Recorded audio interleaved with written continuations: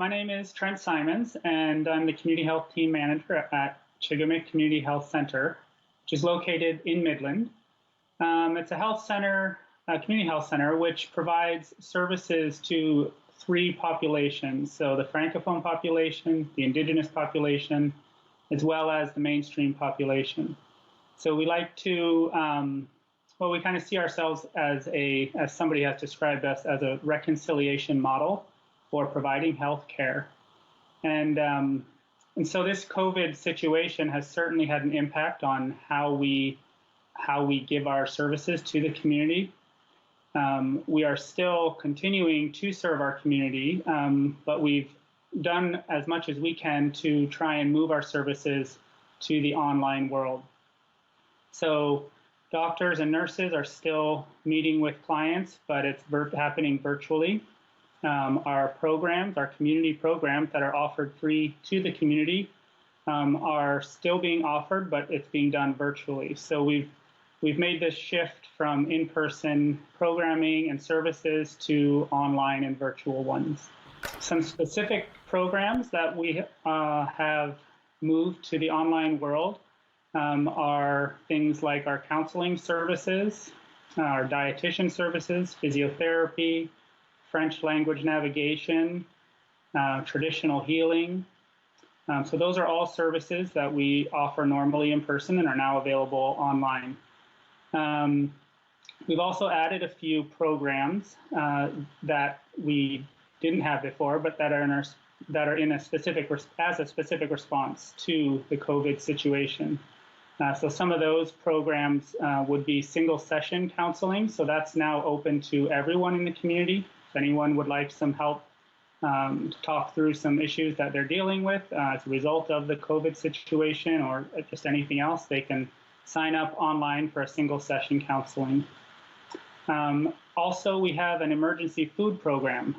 So we've been able to apply for and receive money for a few different grants that are providing us the money to be able to provide this emergency food program, which is available to families who have children from 0 to 6 or elderly folks, people over the age of 55.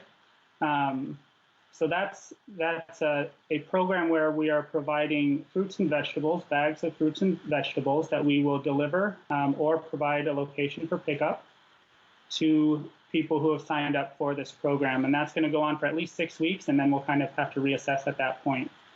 In addition to that, if you don't fall within the range of those two population groups, there are some emergency food cards that are also available for people as a one-time thing that we're able to provide.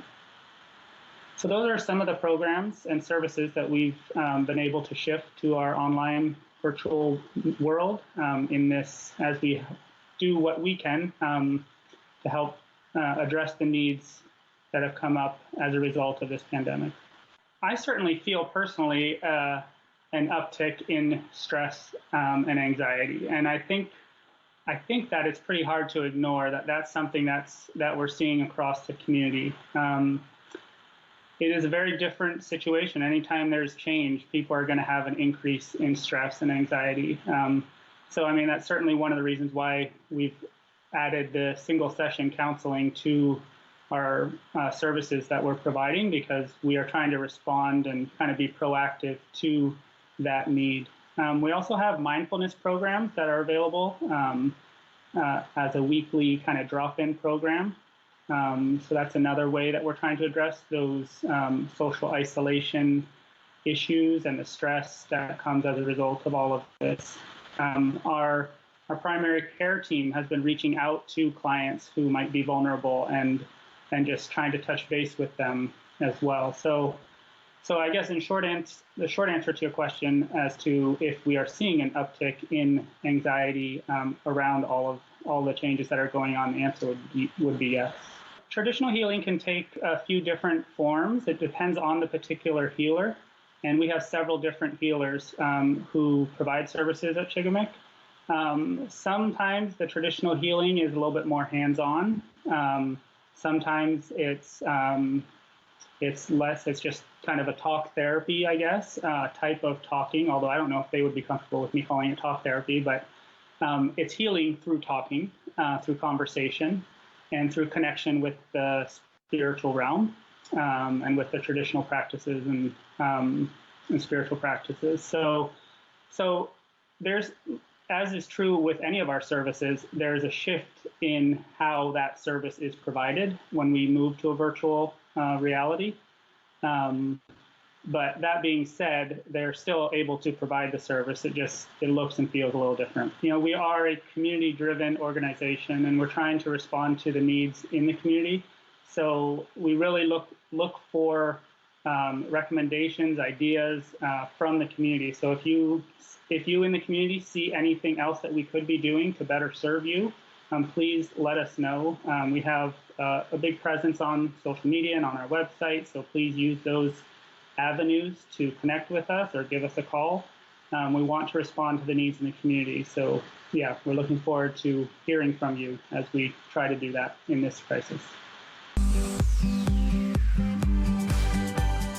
So we've really seen the local Barrie community, Innisfil, and all of the county of Simcoe really rally together when it comes to securing supplies for our frontline workers. As a province, we've really been very innovative in terms of how we secure supplies. As you've seen with 3M, we've been able to secure a substantial amount of N95 masks, about 500,000 masks, and we've been securing masks, surgical masks, and any N95 masks to send across our communities. And we've come to the point where the turnaround time has been within 24 hours, which is exceptional, so that when people have a need and they're short on supplies, we're able to get it to them as their provincial government responsible for healthcare. And through Ontario Together, the website, the provincial government has launched to ask businesses to retool their manufacturing to produce masks, ventilators, gowns, gloves, hand sanitizer.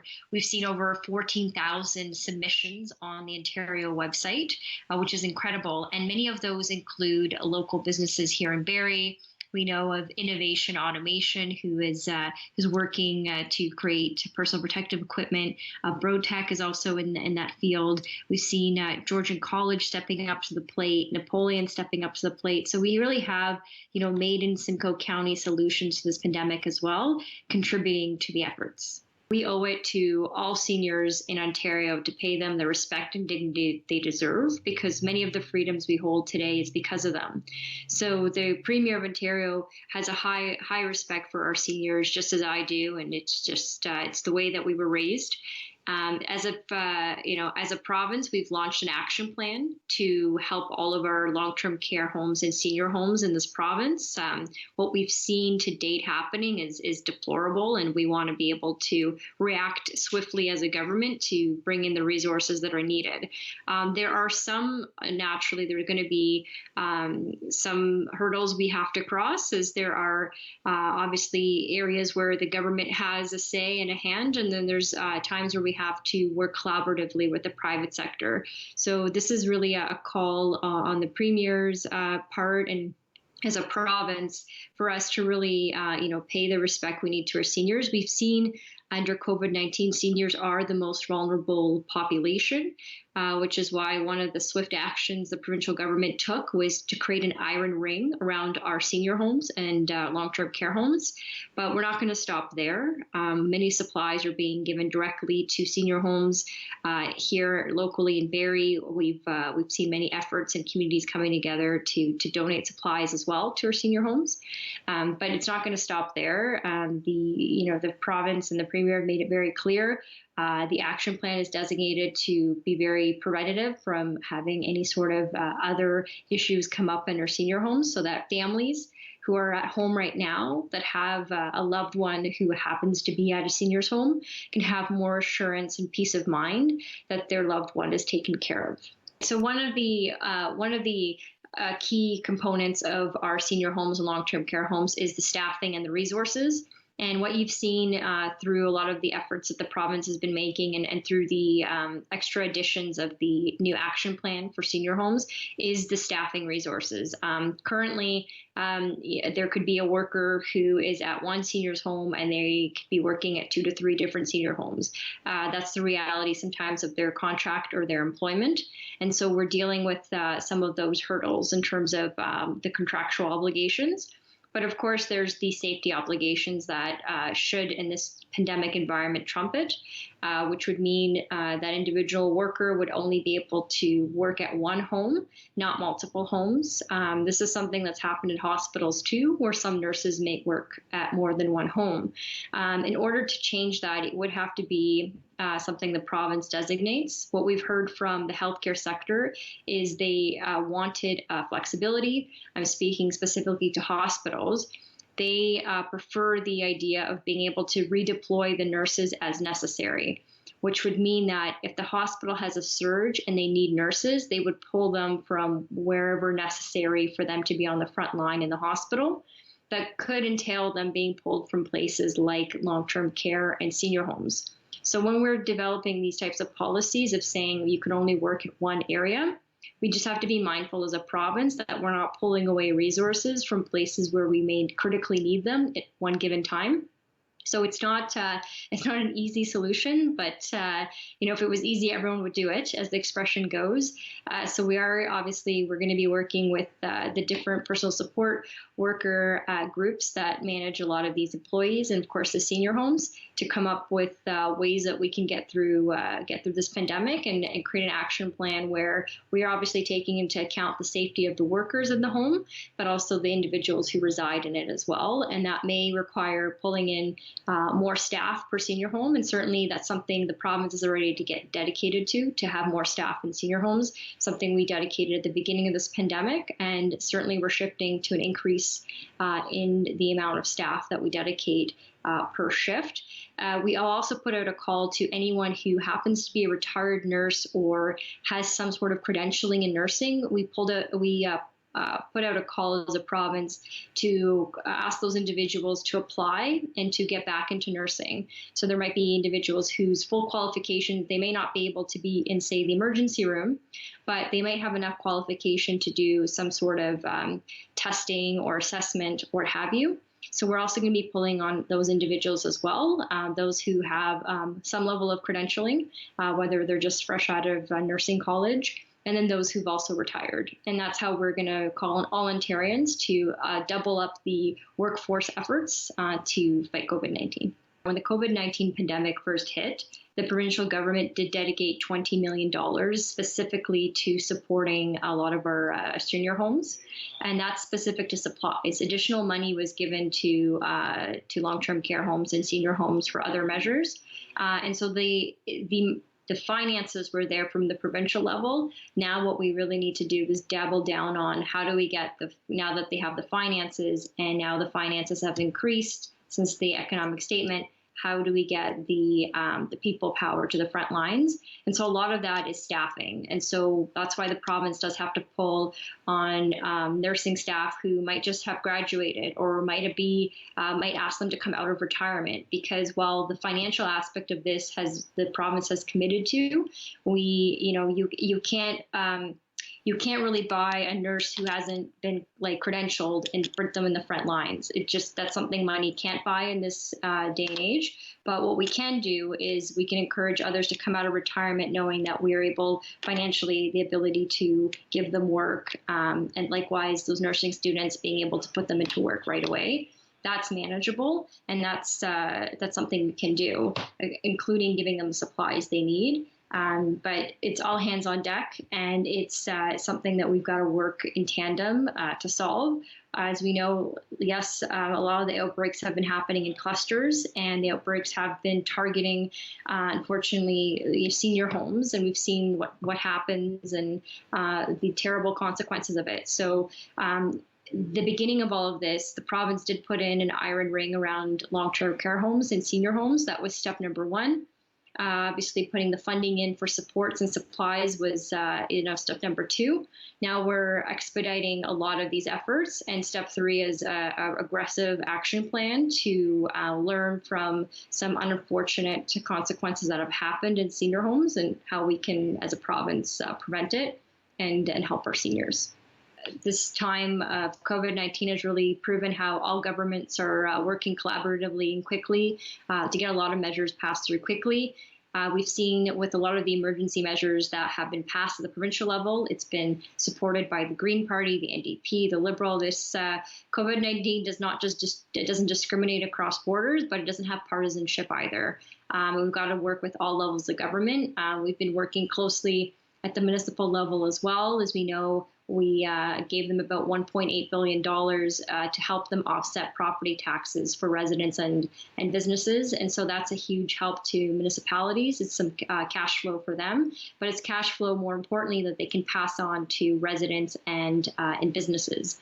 So you've seen that collaboration at the federal level. Our provincial government's in constant contact with our counterparts when it comes to what we need to do to help families and what we need to do to help businesses and what we need to do to help secure more personal protective equipment. We're using bulk purchasing power at the federal level, which allows us as a province to secure more supplies at a better rate. And so we're doing that with our federal counterparts, and that's how we've been able to secure many of the ventilators and the amount of masks that we've been able to secure. Just in the past few days, we've been able to deliver 6.5 million surgical masks to about 650 different providers across the province. And so the supplies are getting out there. It's just making sure it's a very much a coordinated approach and that they're getting to the people that need them the most. So you've seen that collaboration really happening. And the best part is it's not just government stepping up to the plate, it's individuals and them going out to help, whether it's delivering meals to our frontline workers, encouraging other people to deliver meals to our frontline workers, or coming up with campaigns. We had a campaign of local photographers here in Barrie where they went and encouraged people to donate to the local food bank.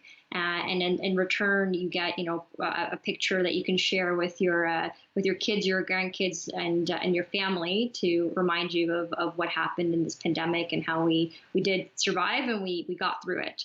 So you've really seen those really grassroots efforts. You've got farmers markets here in Simcoe County that are doing a lot of sales over the phone and keeping people healthy with fresh produce.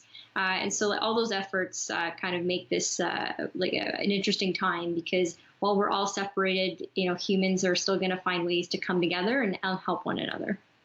So as part of the extension of the emergency measures the provincial government has done, it includes a few additional elements. For example, OSAP deferrals, they are now deferred until January 1st because we understand that a lot of students aren't able to get the summer jobs they normally would, to able to save up for school, but also this is their future and they're our next generation of leaders in this province. And so if we can help them out, we will. So they have till January 1st for that.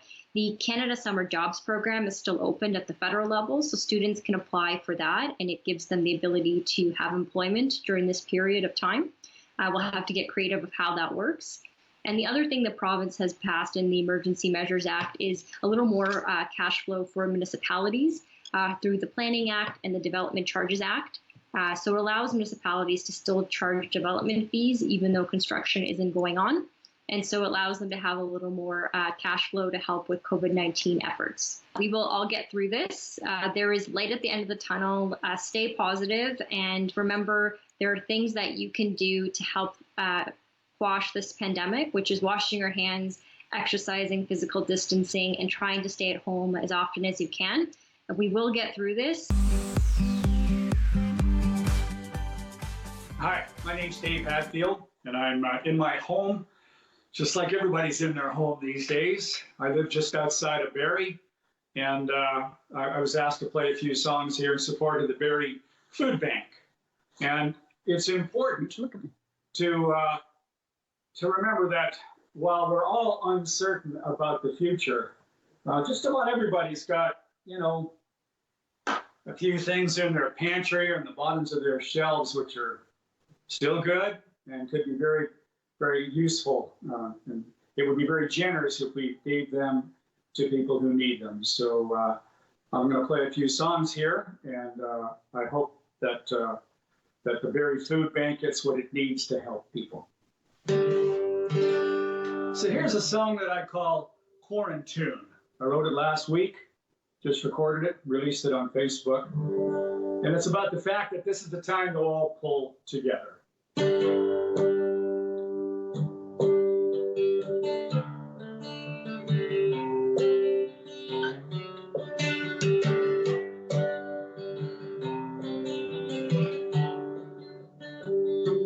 Just be happy if you've got a home. Just be happy if you're not alone. And if you are, pick up the telephone. Start talking or listen, or walking or fishing. The time you think you have, you don't own. We stand apart, but we stand together like players all on the field. We stand apart, but we stand together to win. We never can yield. Take the hour, take the day. Say the things you always meant to say. Beat the rut, beat the drum. It ain't simple, finding simple rules of thumb. We stand apart, but we stand together like players all on the field. We stand apart, but we stand together to win. We never can yield. Love your dad, love your mom. One of us should wipe the baby's bum. We compete, walk the street, but we have only got ourselves to beat. We stand apart, but we stand together like players all on the field. We stand apart, but we stand together to win. We never can yield. There's me, and there's you. One of us just might have a clue. You can be the one to live up to come out of this whole thing brand new. We stand apart, but we stand together like players all on the field. We stand apart, but we stand together to win. We never can yield. To win, we never can yield. To win, we never will yield.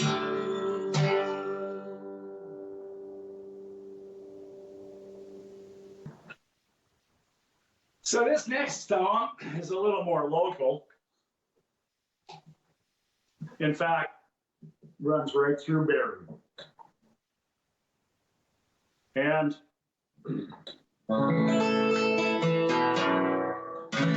we're all familiar with it. We're all acquainted with it. We're not there quite so often at the moment, but we will be. We honestly will be.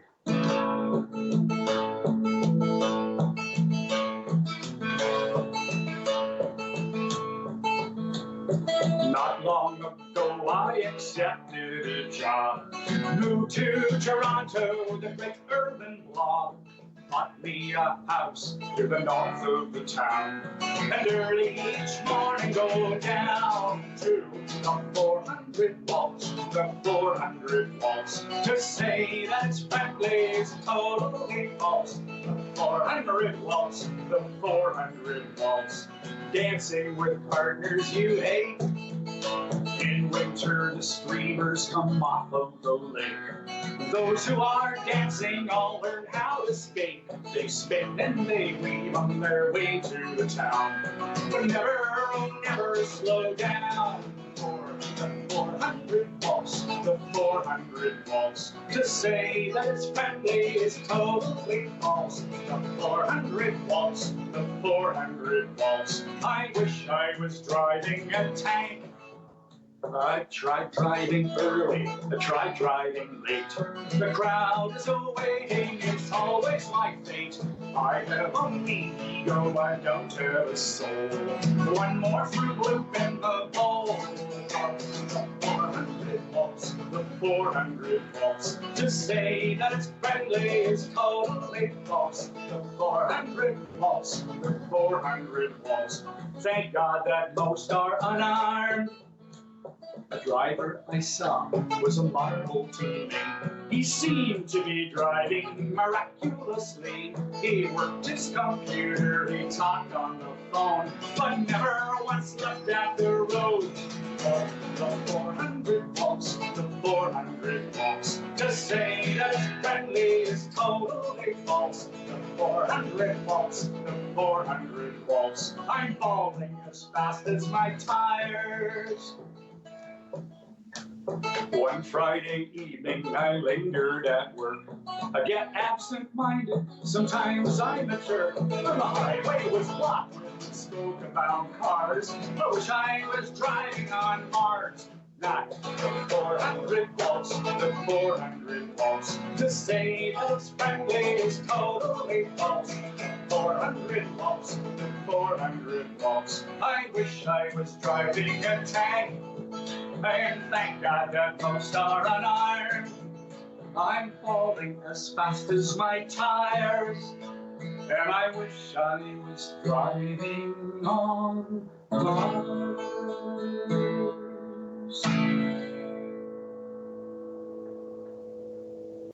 So this next song is where we're all gonna go when the coronavirus is finished.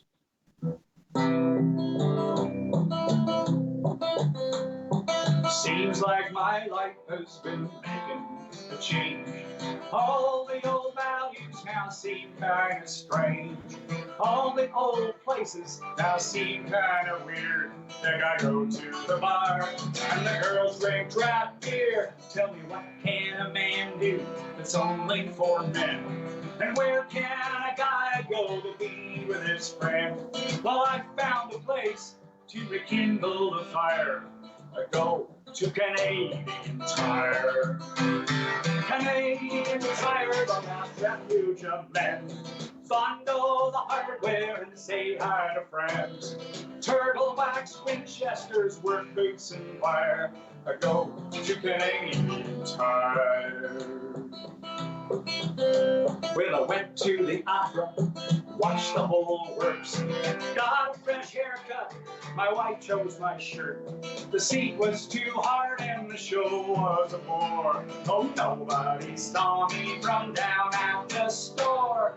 Now the Gretzky's retired, Magic sells shoes. We're a Saturday's heroes for us men to choose. I'll turn off the TV and aim a bit higher. Go to Canadian Tire. Canadian Tire, the last refuge of men. The colors of car paint go on without end. Turtle wax Winchesters, work boots and wire. I go to Canadian Tire. Well, I stand in the rain and I wait for the bus and head to the office, I suppose, because I must. And the work's on my desk in a gigantic pile. But I'd rather be standing in the sporting goods aisle. There's only one problem that might lie ahead. If this store should go broke, I'd be better off dead. So quick, grab your wallet and be the next fire. Go to Canadian. Canadians hire the last refuge of men. Fondle the hardware and say hi to friends. Turtle wax, Winchesters, work boots and wire. I go to Canadian Tire. Oh, I go to Canadian Tire.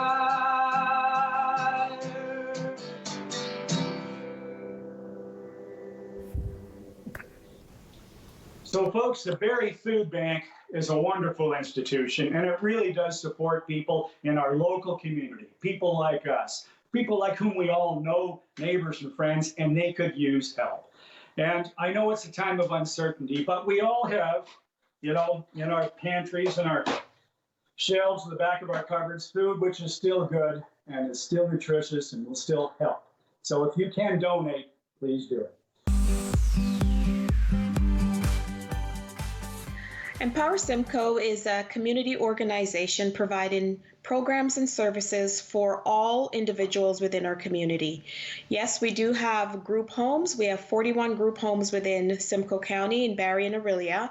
However, we have a number of other services that we offer, including early years and early on. So families can come into resource centers and have their little ones play within an environment that is based on curriculum and established pedagogy. So that is something that we do. We have the early on centers in all over Simcoe County, actually. We also have employment supports, which is helping individuals to bridge between school and the workplace. So we work with a number of community partners and over 400 companies within Simcoe County to deliver those services. We also have the housing program. We are the lead for Housing First in Simcoe County. So we work with individuals to connect with landlords and resources that will help them get housed. Also, we have family homes. Family homes are families such as you and I who are willing to take someone into their home and have them be part of their family. So we have that as well. And we have a number of other programs, including our community participation, which is individuals who go out into the community and partake in things such as physical activities, so going to the Y or the rec centers, or even going to movies. So we are a multi-service agency that support all people. We are dealing with it in the way that my staff have always dealt with anything. They're very creative. They're also very attuned to the needs of the individuals we support. So as you can imagine, individuals with an intellectual disability have a very hard time changing their routine. You know, they like doing things the way they normally do. They like going to a Tim Hortons for their coffee in the morning or their tea. They like to go to the library to take out a book or to just spend time. They like to go into the community just like we do to go see a movie.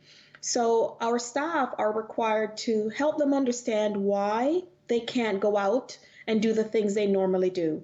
They spend time explaining the reasons for them not being able to go home and see their families. So it is something that we are very mindful of and spend amount of time with our people supported to help them understand the reasons for the change and help to connect them through technology. Technology has been the most important thing in terms of connecting individuals right now.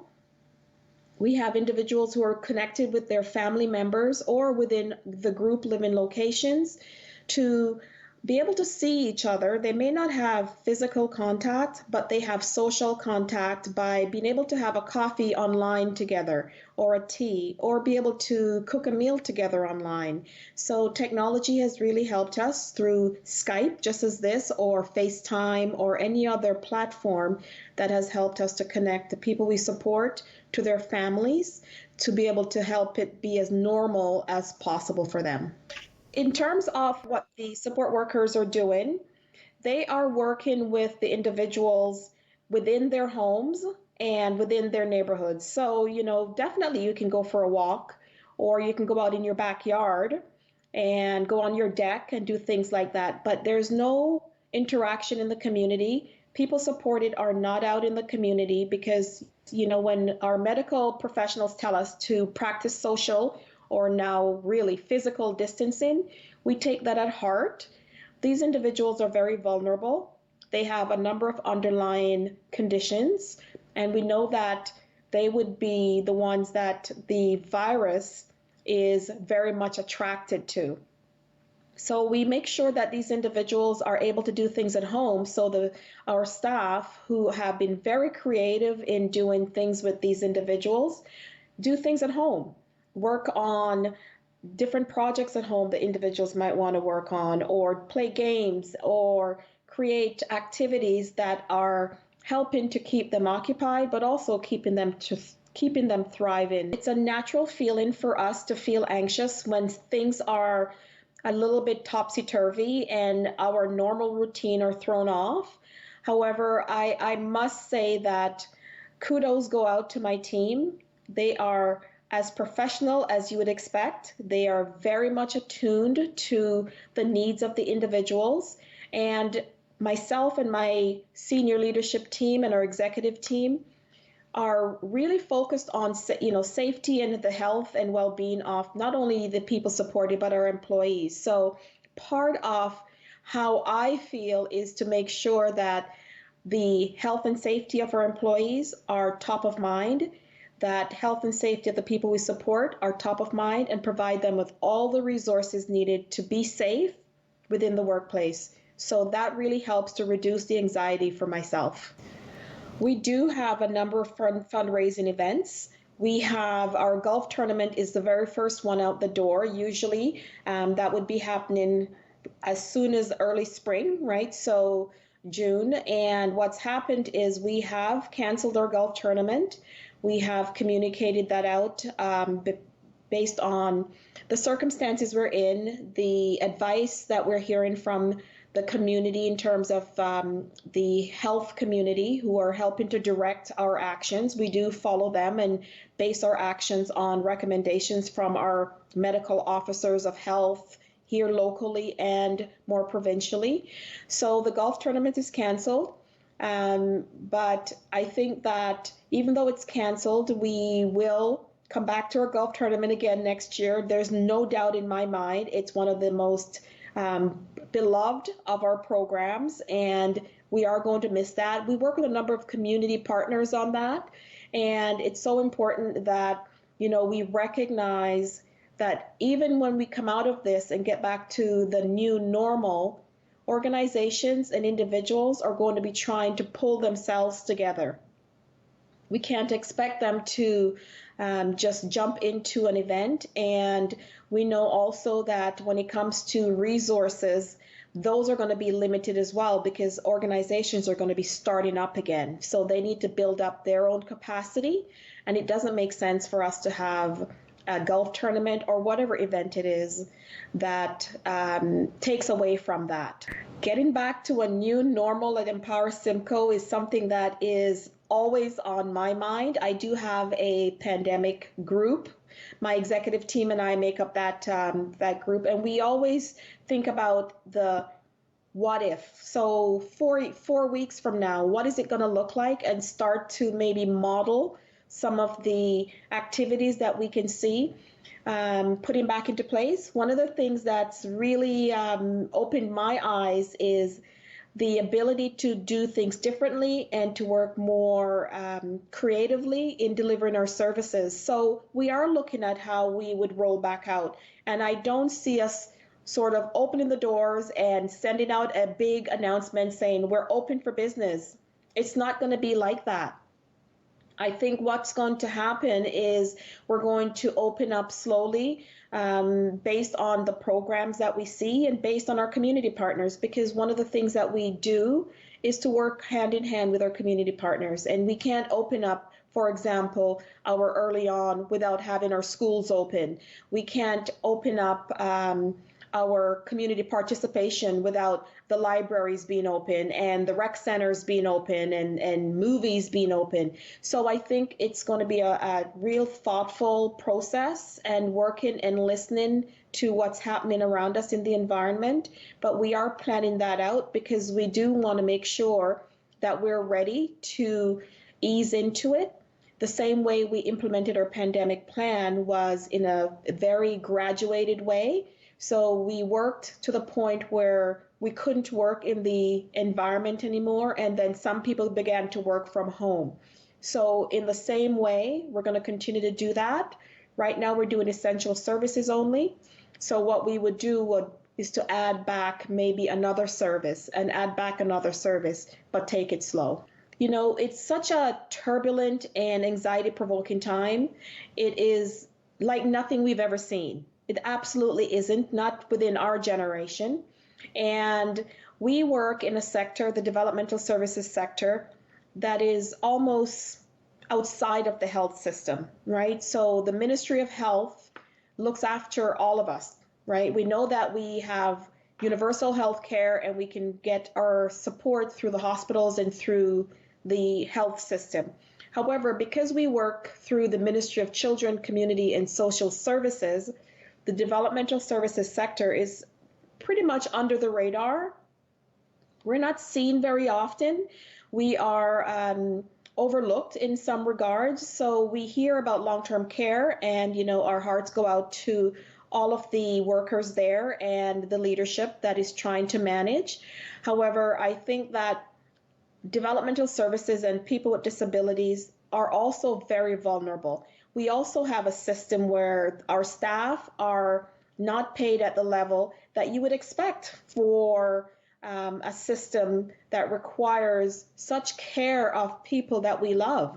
And we also know that whenever there's a conversation about anything in health, we will hear about frontline workers or individuals who are part of the front lines who are delivering such important services, but you never hear about developmental services. We get left out. You'll hear about the nurses, you'll hear about the personal support workers, you'll hear about the police and the fire, but you never hear about developmental services worker, and they do the most important job as much as someone else in healthcare, and we get forgotten. So I think that for me, the one thing I would want to say is we need to look more broadly at our sector and remember that people with disabilities are also part of our environment and part of the fabric of our society.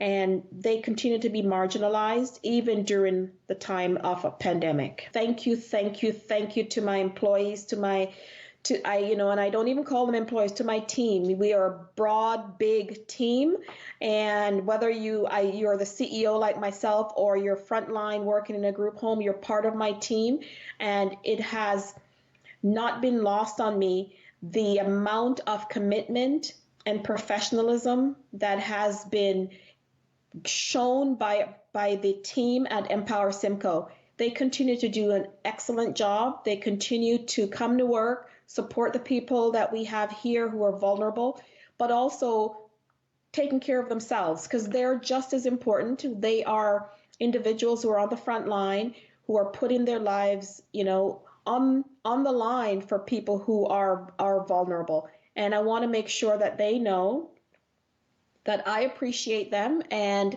the board of directors here and the executive team thank them very much because we couldn't do it without them.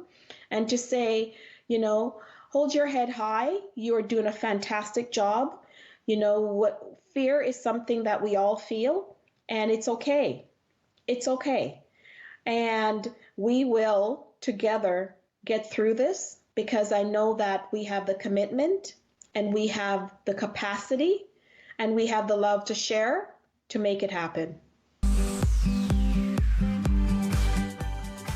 At Big Brothers Big Sisters of Darien District, during this pandemic, we've had to make numerous changes, as you can imagine, because we're serving little brothers and little sisters, young people, children and youth, through mentoring relationships that typically are seeing each other in the community face to face in person.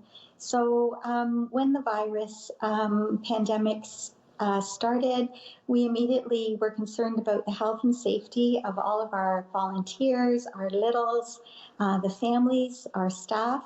So we took the steps to ensure that our bigs and littles are seeing each other virtually now during their same weekly outings, but not in person. We want everyone to practice the social and physical distancing as necessary so that we can do our part to help flatten the curve as well. So in order to interact with each other now, since they aren't seeing one another in person, everyone has had to get fairly creative, and the bigs and the littles are meeting with each other online, either through something like Skype or FaceTime, kids' messenger apps.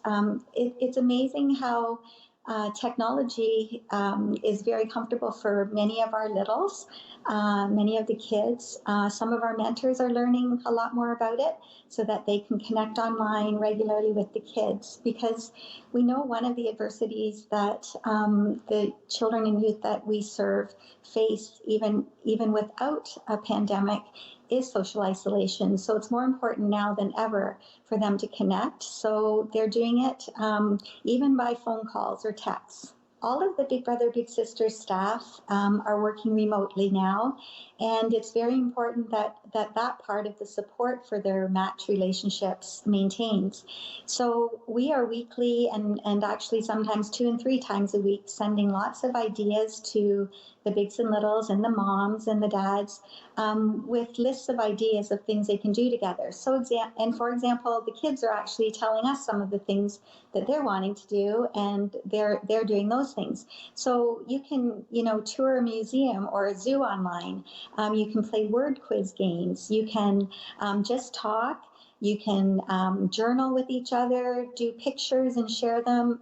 Some are sharing their love of reading, and so they pick a book that they both want to read, and they connect each week and talk about what they've learned in the book or what chapter they're on and things like that. So the kids are actually very creative that way too. So in regards to trying to meet our donation goals, unfortunately, we did have to cancel our largest Bowl for Kids' Sake campaign, which is our largest fundraiser every year.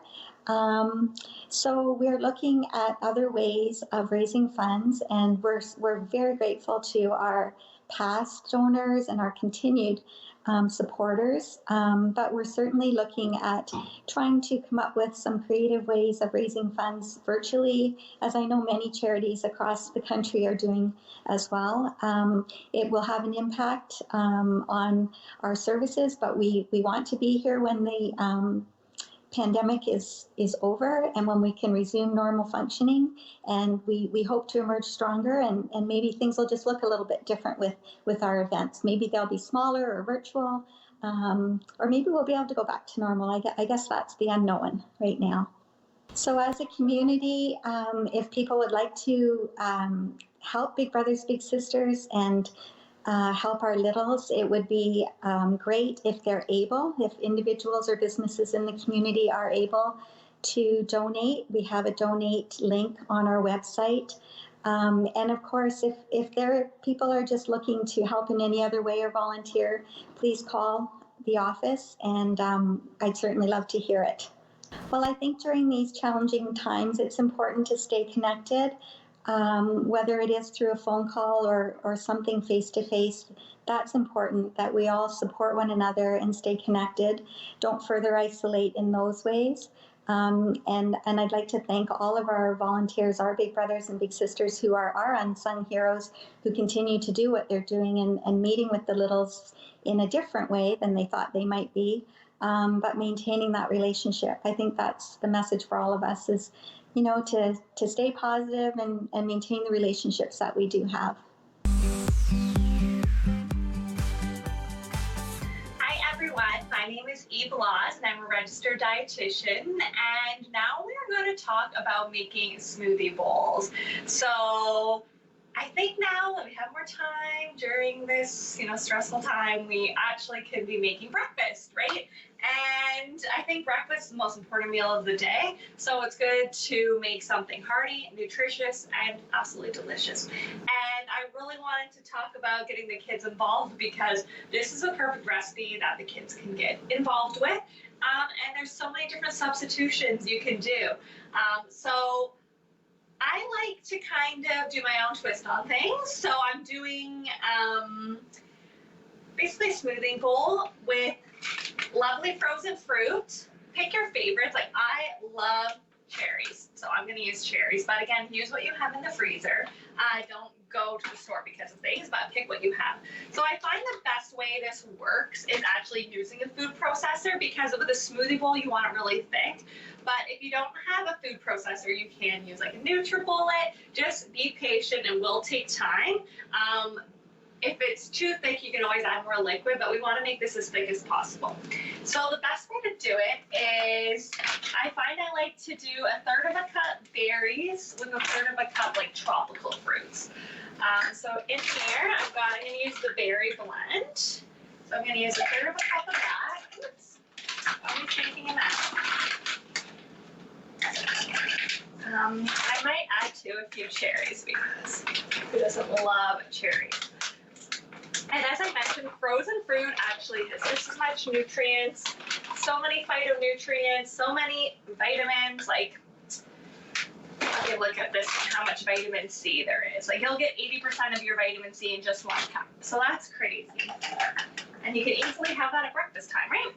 So you add that, and then I'm going to add my lovely tropical fruit. But if you don't have tropical fruit, you can simply just add the berries, but it gives it a nice kind of pop, like the pineapple and the mangoes. So add that, and then some frozen bananas. So you might buy a bunch of bananas and then they start going bad, right? So as soon as they're at the perfect ripeness, if you don't feel you're going to use them, cut them up, put them in little Ziploc bags, and you have it good to go.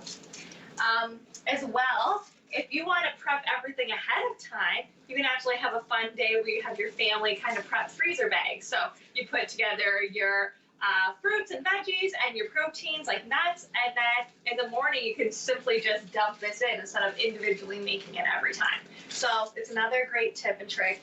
But since we got time, we got nothing but time, so we can make a fresh one every day. So yeah, we got our lovely bananas that are perfectly ripe and frozen. If you don't like bananas, you honestly don't have to add it. It just adds a little extra creaminess to it. And honestly, just about half a banana is worth, so I don't think I'll add them all in. Okay. It's kind of like making your own sorbet, but it's healthy. And this is also a good option for like a healthy ice cream, right? Because it's just fruit, that's it. And then we add a little bit of almond coconut milk. So about 2 tablespoons, because as I mentioned, we want this to be thick, almost like a sorbet. So we're just gonna add a couple tablespoons in.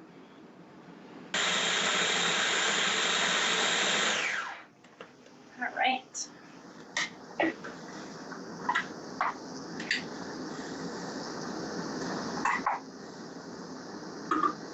So if you can see here, it's got lovely, it's like a healthy sorbet, right? And it's dairy free for those that are dairy free. And kids love this. I love it too. So what you do is you take your delicious sorbet, homemade. You can feel like an Instagram food stylist when you do this. That's why I love it. It's so thick. Boop. And then you just kind of spread it out, make it look cool, make it look beautiful. And then this is the fun part, is decorating your bowl, because you know, we got a little time, we got to enjoy it. This can be a fun arts and crafts project for the kids, yet it is also giving them nutritious food. So together at last, you know, who's running out of things to do? Not me, but I know some people are. Okay, so you take some lovely berries. You can use frozen, but if you have some fresh lying around, I have some blackberries, and then we have our leftover raspberries from our other recipe. So we add that in. And this is fun, like, you know, put out a few things and let everyone in the family pick what they want in it. And then this is actually coconut flakes, and I mixed it with matcha powder because I had it in my cupboard. But, you know, you could add just coconut flakes, you could add hemp seeds, whatever you want. And see, this is the fun part. You're just like, ooh, makes it look pretty.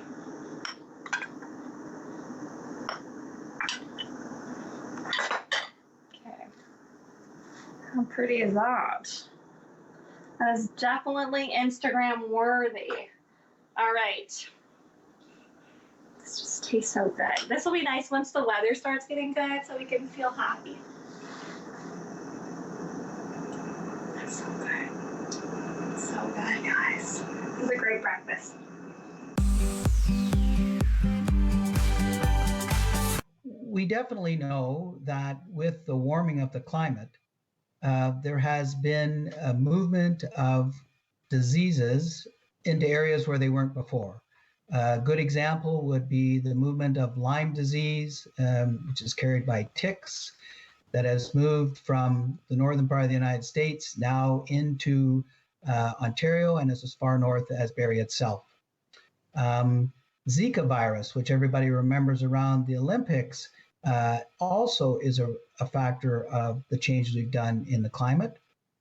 But we do know that because we've been encroaching on natural wildlife and the interaction between people and wild animals and the animals we use, such as poultry and pigs, there is a breeding ground for new viruses. And that probably has played a significant factor in the development of this novel virus.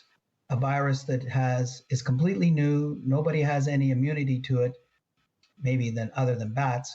And because of that, has spread so rapidly and quickly throughout the world. Yes, if we don't take steps to deal with this issue, there will be more pandemics coming down the road. I can't emphasize enough the importance of people listening to the scientists, listening to the leaders who listen to scientists, and doing what they can on their front. There have been many times in history where people have had to tighten their belts a little bit. World War II, during the Blitzkrieg, people had no lights at nighttime. Kids were moved out of their homes into the country. A lot of things changed, but the British, the Londoners, they were able to get through that by working together, looking after each other.